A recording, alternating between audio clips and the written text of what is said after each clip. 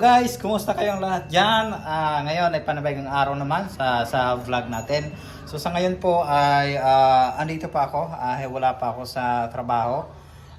Dahil nagkaroon ang maganda nito, nagkaroon ng malakas na ulan doon at nagkaroon ng pagbaha sa mga ilang area na hindi tayo nakapag-fly in papunta doon sa trabaho. So sa ngayon, naka-standby tayo dito sa Perth, sa bahay. At tamang-tama, makakapag-celebrate tayo ng Australian Day dito. So every 26th of January, sineselebrate po yung Australian Day dito. So sa ngayon po ay pupunta kami doon sa city ng Perth at yun ay maobserbahan natin yung selebrasyon ng Australian Day. So parang ano lang, may mga fireworks at may drone, magpapalibad sila ng mga drone para doon sa selebrasyon ng Australian Day. So maraming tao dito ngayon ay busy, ang iba ay long weekends para sa lahat ng tao dito at karamihan ay may nagta-travel, nagro-road trip na naman sila, nagka-camping kung saan at kanya-kanyang gimmick para sa long weekends na to. So sa ngayon ay pupunta kami, ang gagawin lang namin ay magte-train lang kami kasi napakahirap ng parking doon. So ang gagawin namin, punta kami ng train, magdadala kami ng sasakyan hanggang doon sa train station na malapit lang dito, 10 minutes drive. Tapos ipapark namin doon at pagdating doon ay magte-train na kami hanggang sa Perth. So, yun guys, samahan nyo kami. Ako yung magdadrive papunta dun sa,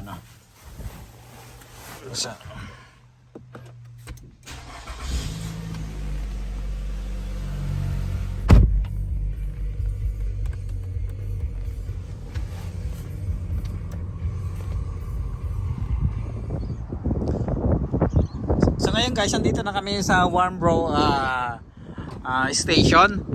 Malapit lang dito sa Rockingham. So ito ay katulad din nabanggit ko kanina, 10 minutes lang galing sa bahay ay andito na sa Warnbro station. So actually guys, para dito napakarami ng sasakyan na nakapark. Ito ay malamang ay papunta rin sa city ng Perth. So magte-train po tayo, siguro nasa 20 minutes po yung train na babaybayin galing dito sa Warnbro at hanggang doon sa city ng Perth. So ang maganda pala nito ay libre yung parking dito kapag holiday, hindi lang dito sa Warnbro kundi sa lahat ng train station at kapag weekends, libre po yan. So lalakad lang doon, bibili kami ng ticket. Ang ticket niya ay nasa actually 10 lang yung balikan, $10 lang balikan. 20 dalawa kami. So ayun, so marami doon. So ayan ay mamaya pag-uwi namin mga alas 9, babalik na kami kasi tapos naman yun. Ang pupunta lang natin naman doon ay yung fireworks talaga. So kapag wala ka ritong sasakyan, gusto mo lang mag-commute, ayun may bus doon, pwede kang sumakay doon. Ayun, maliit lang naman yung bayad doon. So maganda yung panahon ngayon, malamig na mahangin, kanina mainit. Ayun, so may mga kids, ang aking asawa, peace dog, cheers. Ayun, so ito, punta na kami rito, tingnan natin kung magkano babayaran. Ayun yung wallet ko. Ayan. So dito, ang train dito guys pala ay mga ano yan, parang pareho lang din sa atin. Bibili ka rin ng card. Kaya lang, ang kaiba lang nito, hindi masyadong matao. So ayan o. Andorra, Perth, depart in 7 minutes, platform 1. So ayan po. So ang bibili namin na ticket ay yung family rider. So amount of $10.30. So ayan oh. So balikan na yan mamaya. Yun ang magiging ticket namin. Ayan. Just tap the card. Ayan. Tap the card. Ayan po. So ito yun, Mandurah, Perth, and 5 minutes. Alis na siya. Ayan. So ito, kung nauuhaw ka man dito, ay may tubig dito. Ito ang maganda rito, kahit pag nauuhaw ka, pwede kang uminom dito. Ayan. Ayan, mga pwede itong inuman. Ayan na yung trend papunta sa ano. So, gagawin namin, punta lang kami dito. Ayan. So galing ng ano to, galing to ng Perth itong train na to. Hindi siya matao. See you later then. Tatawid kami sa kabila. Ayan, kasi in 5 minutes, wala na ito 4, 5 minutes, parating na yung train. Ayan.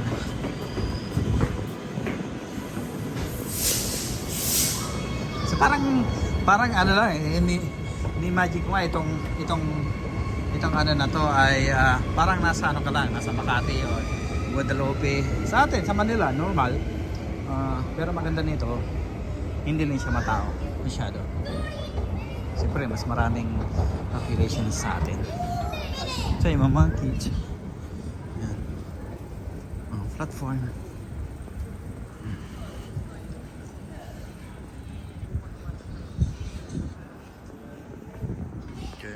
Santay natin. And 4 minutes. Ayan.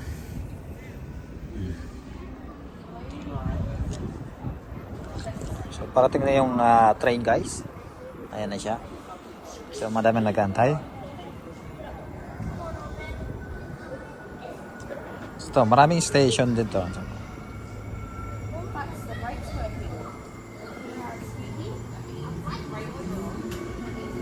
Ayan siya. Ayan, Perth.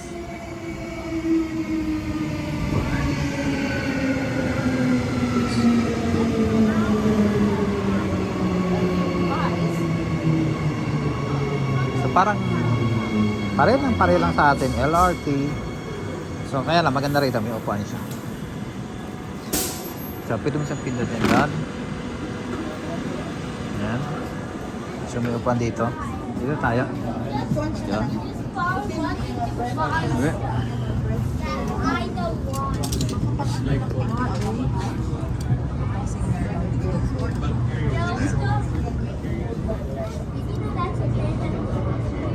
Ito po yung Kwinana Station.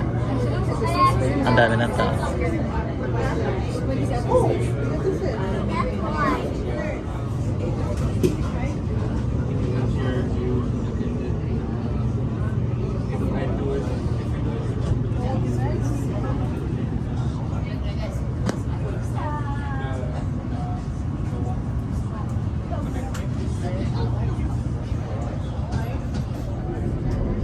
So ayun guys, napakaluwag ng kalsada ngayon papunta ng Perth. So usually yan ay pag-aakon ay maraming sasakyan. Pero ngayon ay siya, napakaluwag.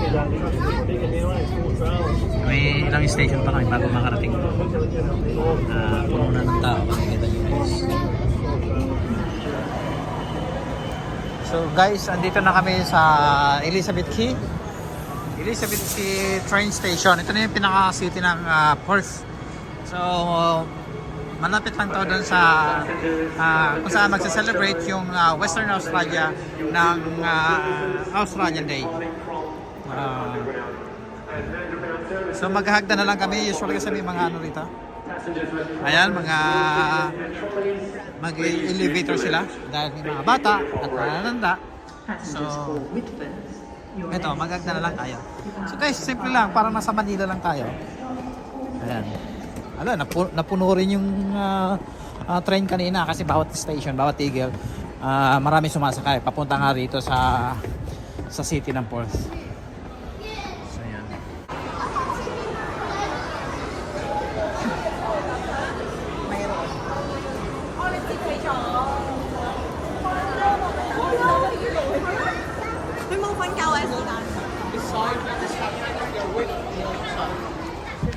So doon yung may concert doon. So road close na ngayon talaga. Ayun, ni-block na yung non-truck doon yung mga kalsada rito kasi ayun guys, napakaraming tao na magsa-celebrate kasi nga dito nga katulad na nabanggit ko kanina, pagsa-celebrate ng Western Australian Actually buong Australia nagse-celebrate ng Australian Day. So ito yung isa sa yung state ng WA na magse-celebrate din ng bawat state nagse-celebrate ng Australian Day. So lahat. Yan ako na siya. Australia.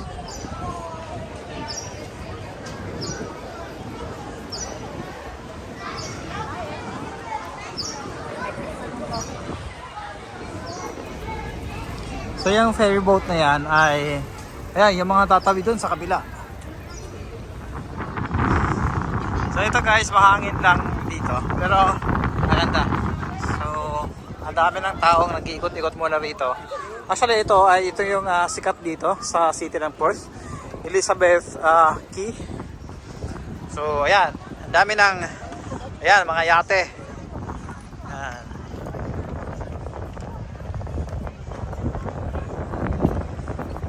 Yate dyan.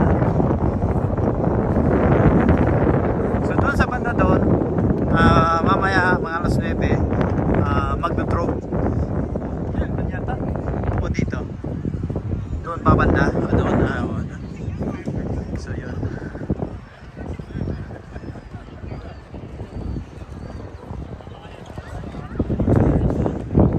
Actually, nakaraang taon guys, hindi man ako nakapasyal dito para sa Australia Day. Hindi man ako punta rito. Si Mrs. ang na-witness niya yung celebration ng Australia Day. Yung drone ba yun? Nag-drone. Marami. Kasi imagine guys, thousands of drones papaliparin nila para ma-form lang siya na hindi ko naman exact na design na gagawin nila doon sa drone na yun. Pero maganda, the best yun. So yan.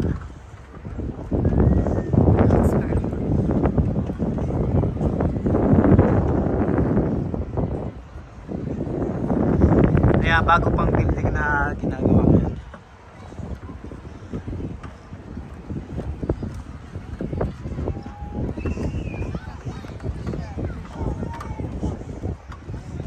Mapresko na yung hangin, maraming nagki-pictures, mga souvenir nila, memories. Ayan, gumagawa sila ng mga memories nila. Ayan. Ayun, naroon doon sa bawat Ayan guys, napakaganda ng rito. Kung mamasyal ka, marami rin dito sa umaga, nagbabike. Itong na yan. So naalala ko nakaraang taon ba yan? Diyan kami nagpwesto dati para sa fireworks na yan. So ang dami guys nakaantay pa. Tapos guys, kung may kasama kayo mga kids, ayan, may mga palaruan din dito na mga para sa mga bata, sa mga anak-anak nyo. Ayan.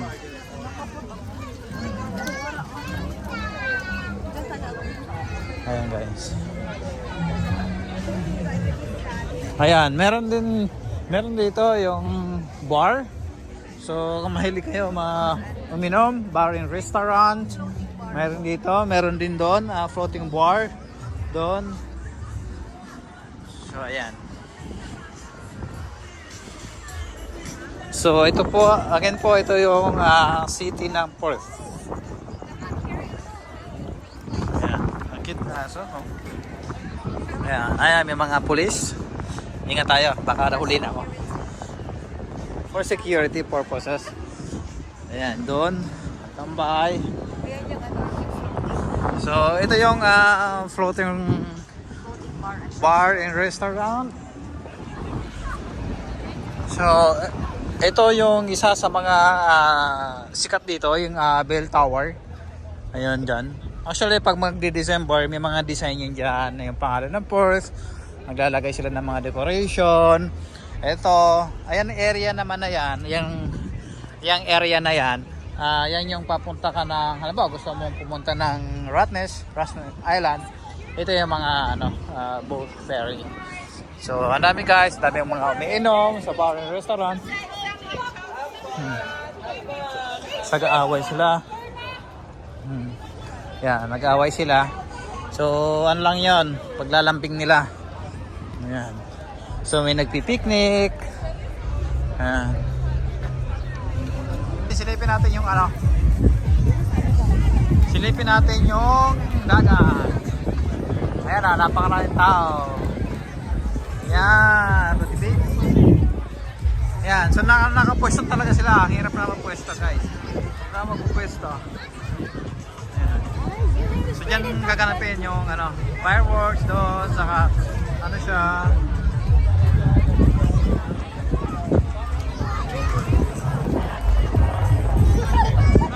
Yan. Dito pala gaganapin yung drone. Dami ng tao nag-aantay guys, napakarami. Hanggang doon sa Isang fireworks ang pababa. taas doon. Tayo kami ng light show drone. So ayun guys, pag kayo nauuhaw, wala kayong baon na tubig, may drinking water naman dito. Ayan, libre lang yan. Pag ikaw nauuhaw, ayan, kuha ka na ng tubig dyan, dala ka na ng butilya mo. So ayun, so isa sa mga magaganda dito. So ngayon, nakapila kami. Yun, haba ng pila. Pili kami ng makakain namin habang nag-aantay. Kasi bawat stall dito, kasi may ano, ang haba ng mga pila. So ngayon, maganda dun sa pwesto ngayon. Maganda sa pwesto ngayon kasi kitang-kita.